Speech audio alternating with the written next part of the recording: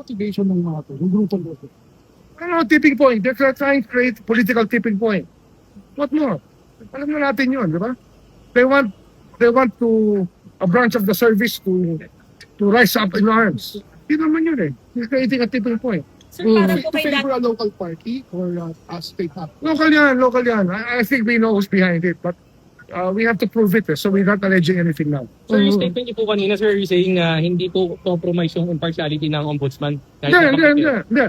I'm not personally looking into that. I'm allowing the people in the Ombudsman's office to look at it for themselves. Pare-pareho kami ng abogado. We just studied the same principles.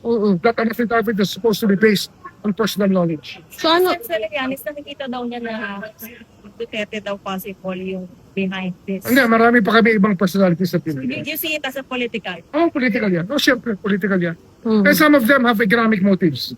But mahirap magsalita ngayon. ano yung economic? Ano yung sabihin? Mahirap na magsalita. Ano assurance mo, sir? Ano assurance mo Basta fair sa kami. publiko? We're here to be fair. Diba? Kaya nga, kung ako hindi fair, aaminin ko ba yung ICC? Hindi. Yung sabi ko, totoo yun. Pero walang 18 tao ron sa labas ng bahay ko. Sir, in the meeting kasama Nakita ko naman sila, no, umalis eh. Oh. Sir, sa meeting kasama pa si Central Yanes? I cannot recall now Because he if already Torre was there or sir. Trillanes was there. But we've met in that house place before. Nakakausap sila doon. But I remember the two ICC people who were there. Naalala ko sila. Sir, ang flood control, sir, kahapon mo si Yusek Bernardo